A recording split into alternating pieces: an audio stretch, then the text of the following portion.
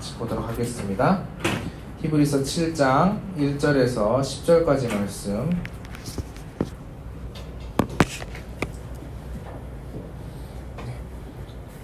한 절씩 교독하겠습니다.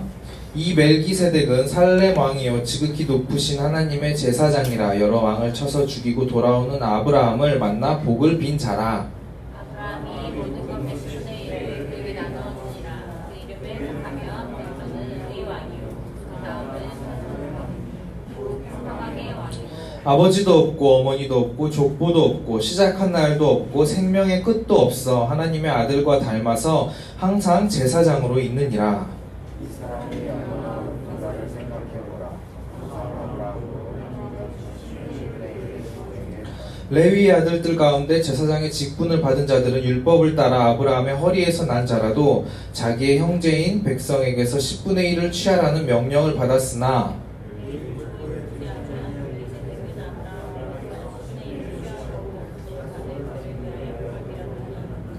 논란의 여지 없이 낮은 자가 높은 자에게서 축복을 받느니라.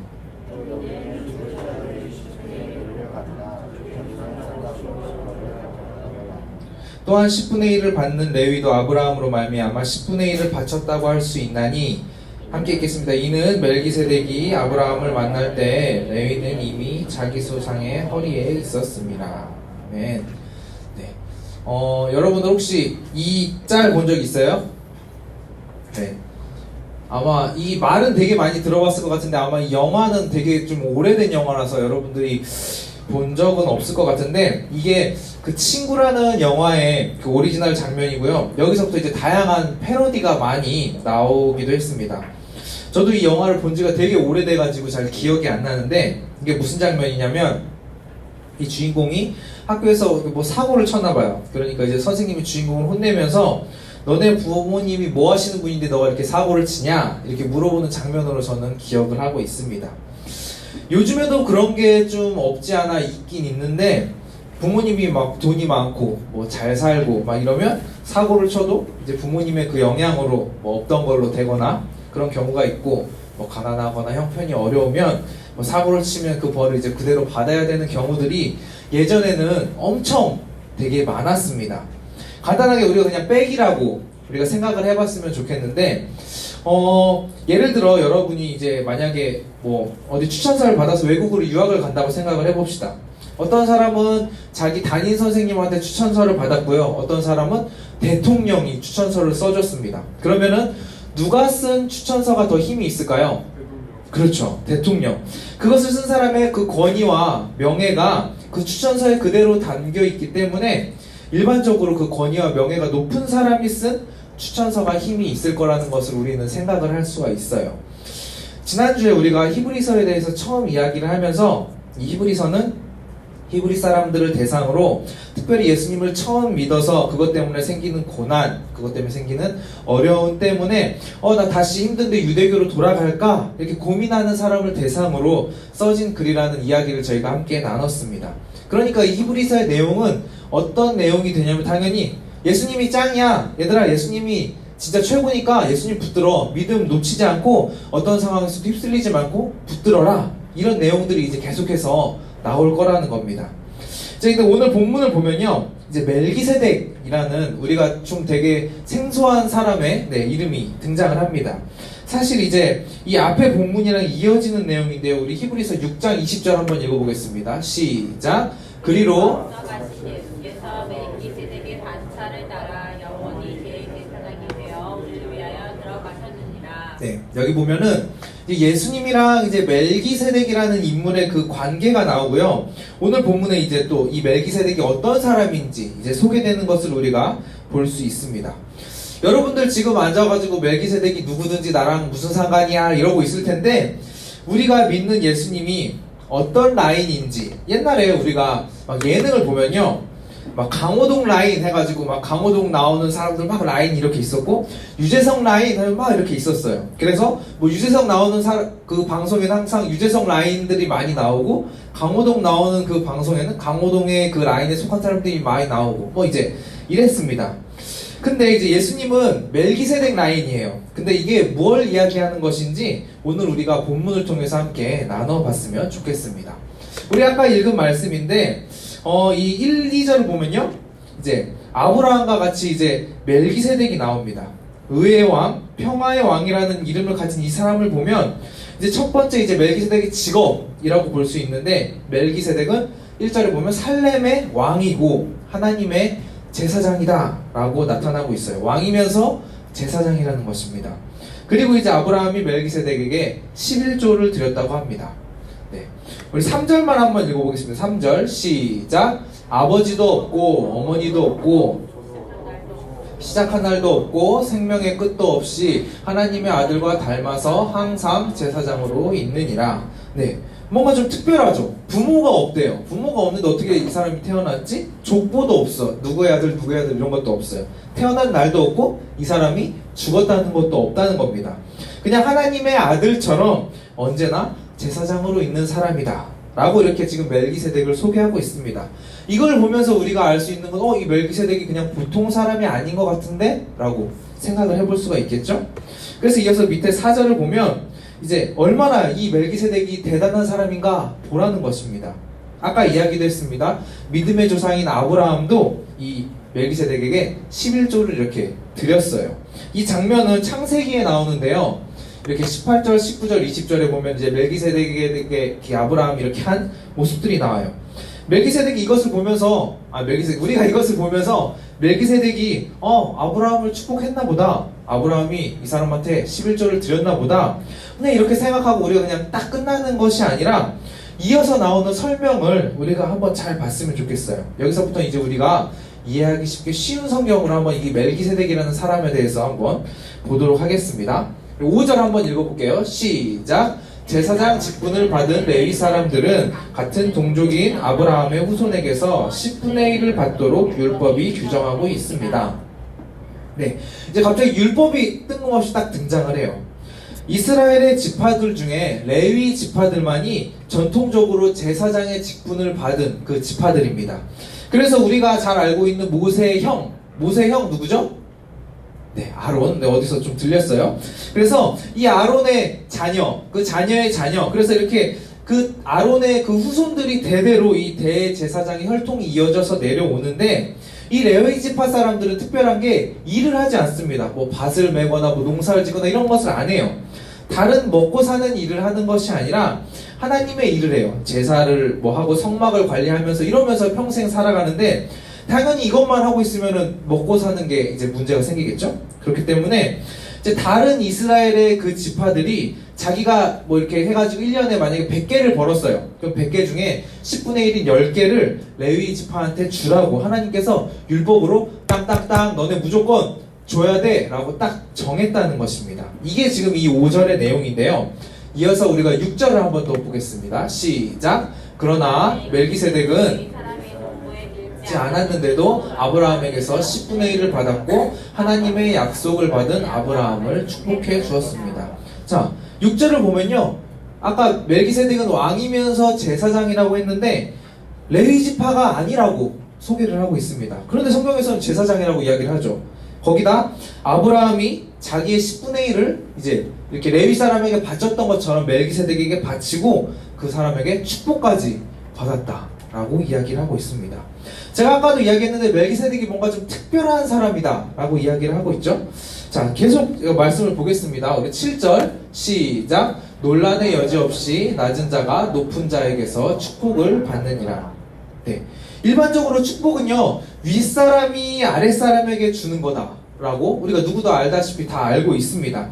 자, 그럼 이제 우리가 여기서 멜기세덱이 어떤 사람이고 어떤 일을 했고 이런 것들을 보면서 한번 이 본 내용을 가지고 우리가 지금 결론을 지어봤으면 좋겠습니다. 자, 아브라함이 높을까요? 멜기세덱이 높을까요?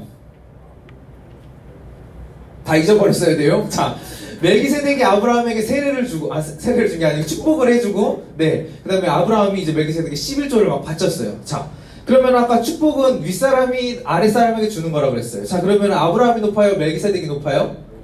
네, 멜기세덱이 높아요. 자, 그러면 하나 더해서, 자, 멜기세덱이 그럼 높을까요? 아니면 아브라함의 후손인 레위 지파의 대제사장들이 높을까요? 네, 대충 한번 찍어보세요. 네. 멜기세덱이 높을까요? 아브라함의 후손인 레위지파의 그 사람들이 높을까요? 당연히 그 레위지파의 후손들은 그 조상들 아브라함 하면은 정말 킹 왕짱 아닙니까? 라고 생각을 했는데 이 아브라함이 멜기세덱보다 낮아요.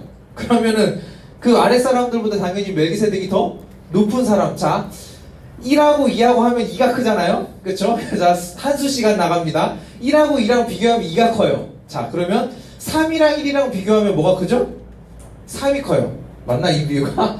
네, 어쨌든 3이 커요. 네, 자, 그래서 히브리서의 저자가 이야기하고 싶은 것은 뭐냐면요, 이 멜기세덱이 얼마나 높은 사람인지를 지금 이야기를 하고 싶은 거예요.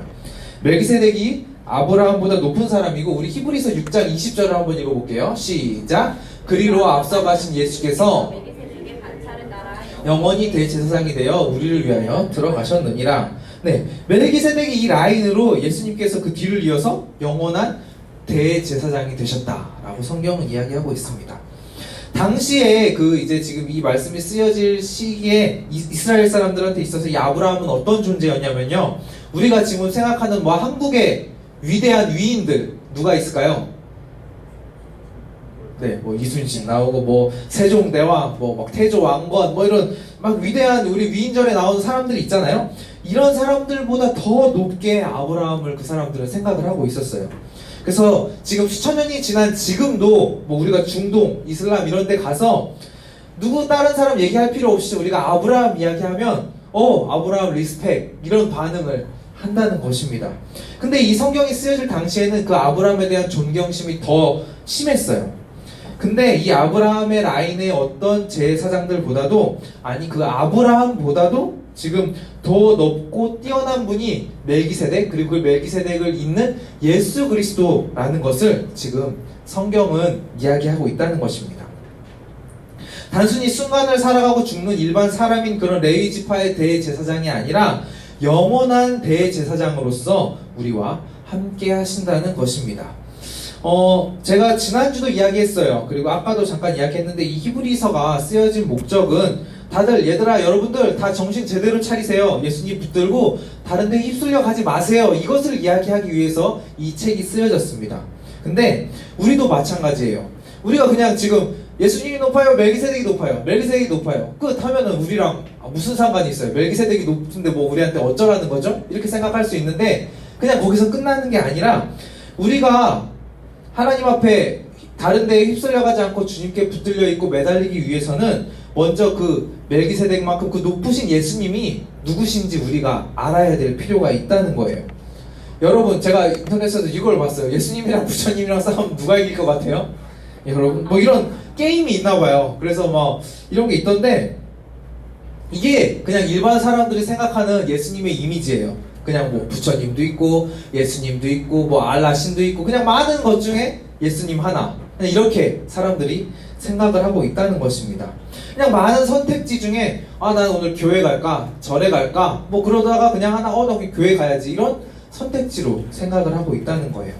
이런 상황에서 우리가 예수님이 어떤 분인지 정확히 모르면요, 진짜 그런가 보다, 그냥 우리가 많은 그냥 비슷비슷한 종교 중에서 그냥 내가 어쩌다 보니까 뭐 부모님이 기독교라서 나도 기독교를 정해서 그냥 교회 다니고 있나 보다라고 생각할 수도 있지만 그게 아니라는 거예요. 다른 비슷비슷한 종교들로 그냥 종교 생활 한다고 해서 그냥 다 괜찮은 게 아니라, 우리는 오직 예수 그리스도만을 통해서 우리는 구원받을 수 있고요, 그리스도인으로서 거듭난 삶, 주님이 기뻐하시는 삶을 우리가 살아갈 수가 있다는 것입니다. 나중에 제가 이제 이런 이야기 하는 게 막 타종교 비방한다고, 아니 우리는 뭐 그런 구원이 없냐 뭐 이렇게 공식적으로 제가 이야기하지 못하는 시대가 올 수도 있을 것 같아요. 근데 이게 사실입니다. 예수 그리스도 외에는 다른 구원이 없다라고 성경에서 이야기를 하고 있습니다. 그리고 우리가 우리의 선지자이시고 왕이시고 제사장이신 그 예수 그리스도를 우리가 믿고 따를 때 어떻게 되냐면요, 성경에서 뭐라고 얘기하는지 보겠습니다. 2장 9절 읽어보겠습니다. 시작. 그러나 너희는 택하신 족속이요 왕같은 제사장들이요 거룩한 나라요 그의 소유가 된 백성이니 이는 너희를 어두운 데서 불러내어 그의 기이한 빛에 들어가게 하신 이의 아름다운 덕을 선포하게 하려 하심이라. 멜기세덱의 그 반차를 따라 멜기세덱 라인으로 영원한 제사장 되신 예수님처럼 우리도 택하신 족속으로 왕같은 제사장으로서 하나님의 나라로서 그 백성으로 살아갈 수 있다라고 성경은 이렇게 증거하고 있다는 것입니다. 우리는 이것을 위해 부름받았습니다. 우리는 이것을 바라보고 살아가는 사람들이지, 너 종교 뭐니? 저 기독교예요. 교회 다녀요. 이걸로 끝. 이러면 안 된다는 것입니다.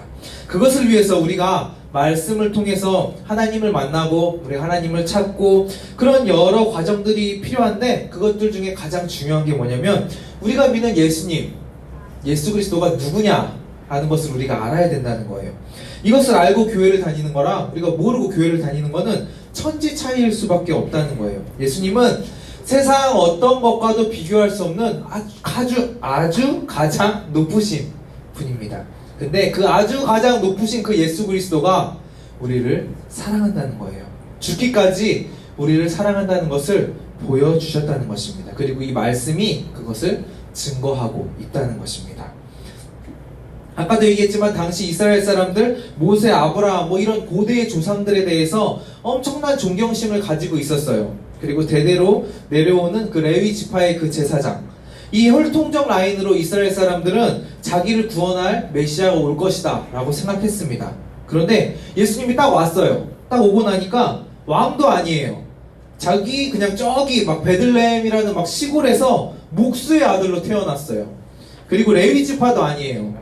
그리고 상식적으로 현실적으로 그냥 예수님을 봤을 때 무슨 이게 메시아야 라고 볼 수 없는 그런, 얘 아무것도 아니 별것도 아닌 게 무슨 메시아라고 하고 있어 라고 생각할 수 있지만, 오늘 본문을 통해서 우리 예수님이 그냥 오신 것이 아니라 아브라함에게 11조를 받았던 그 멜기세덱의 라인으로, 레위 라인보다 더 위에 있는 라인으로 그렇게 귀하게 오셨다라는 것을, 예수님이 얼마나 귀한 분이신지를 말씀하고 있다는 것입니다. 그런데 우리가 아까도 얘기했지만 말씀을 딱 봤어요. 저희가 예수님 높으신 분이구나 그냥 알고 끝나면 안 된다는 거예요. 그래서 끝나는 것이 아니라 그 의미가 무엇인지, 이것이 가리키는 것이 무엇인지 우리가 알아야 될 필요가 있다는 것입니다. 자, 여러분, 제가 만약에 저 TV를 이렇게 가리켰어요. 자, 그러면은 제가 이렇게 손을 들어서 TV를 가리켰는데, 그러면 제가 한 의도는 지금 이 손을 보라는 건가요? 아니면 제가 가리키는 TV를 보라고 하는 걸까요? 그쵸. TV를 보라라고 손을 들어서 가리키는 거죠. 우리가 보는 말씀도 마찬가지예요. 우리가 이 말씀을 우리에게 주신 게, 우리가 말씀 그냥 잘 이해하고 달달달 외우고 그냥 한번 보고 그런가 보다 너네 잘 알고 있어 이렇게 하라고 주신 게 아니라는 거예요. 바로 이 말씀을 통해서 우리가 복음을 알아야 되고요, 하나님을 만나야 된다는 것입니다. 이것에 대해서 그 월터 카이저라는 신학자가 이런 말을 했어요. 율법에만 머물면 율법주의이고 율법을 통해서 하나님을 만나야 된다 라고 했습니다. 신약의 바리새인들이 이랬어요. 율법을 막 죽어라 목숨을 걸고 철저하게 지켰습니다. 근데 하나님이 원하시는 건 뭐냐면, 단순히 율법을 지키는 그 행동을 하는 게 목적이 아니라 그것을 통해서 하나님을 만나고 하나님의 뜻을 알고 하나님의 의도를 우리가 파악을 해야 된다는 것입니다. 마찬가지로 하나님이 주신 율법, 말씀, 이거 정말 귀한 것입니다. 너무 귀한 건데, 이 귀한 걸 우리가 말씀 보고 이거 정말 귀한 거구나, 예수님이 사랑이 너무 크구나, 알았어요, 끝. 이러면 의미가 없다는 거예요.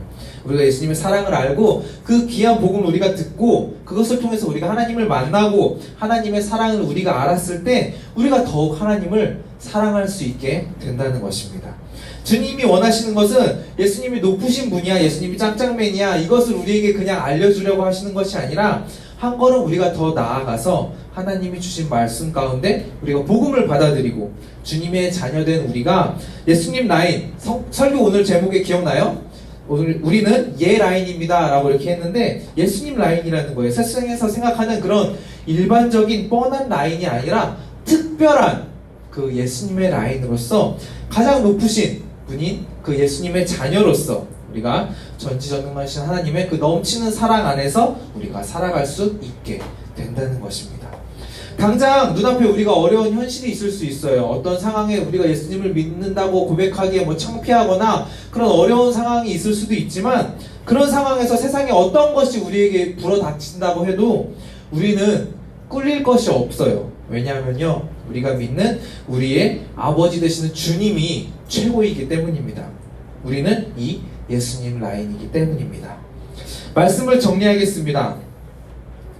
당장 여러분의 눈에는 우리가 믿는 예수님이 교회 다니는 게 신앙생활하는 것 자체가 그냥 해도 그만 안 해도 그만 나 그냥 오늘 시간 되니까 교회 와야지 뭐 바쁘면 말고 그냥 이렇게 생각하고 있지는 않은가요?